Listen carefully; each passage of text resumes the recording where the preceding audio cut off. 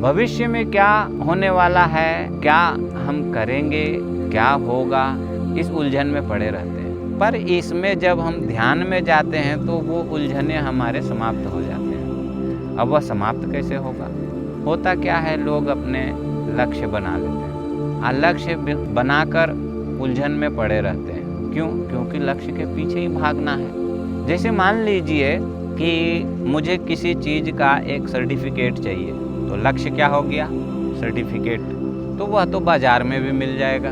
एक सर्टिफिकेट के ऊपर हम कुछ पैसे खर्चा कर देंगे और वैसा एक मिल जाएगा हमें।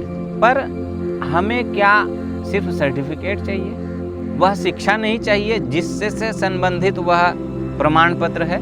तो हमें निर्धारित करना है कि हमें सिर्फ लक्ष्य चाहिए या लक्ष्य से जुड़ा हुआ हमें ज्ञान भी चाहिए, बुद्धि भी चाहिए, उसमें विवेक भी चाहिए। तो क्या चाहिए? तो इस चीज का हमें पता करना है। तो यह कैसे पता चलेगा?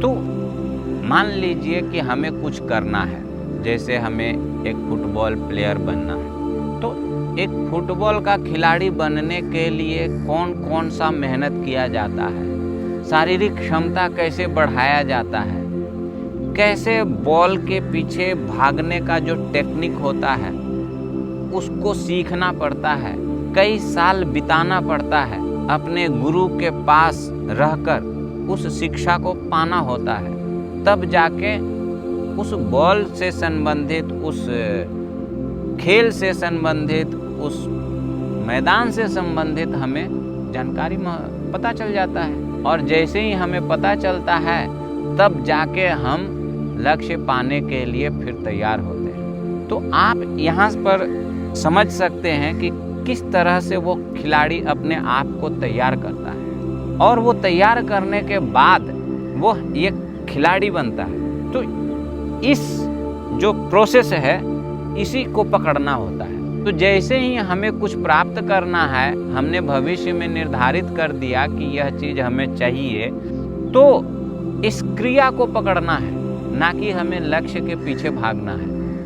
लक्ष्य के पीछे हम जैसे ही भागना शुरू करेंगे तो वो तो हम छल कपट से भी जा सकते हैं, लेकिन जब हम प्रोसेस में आएंगे तब हम वो चीज़ें नहीं कर सकते।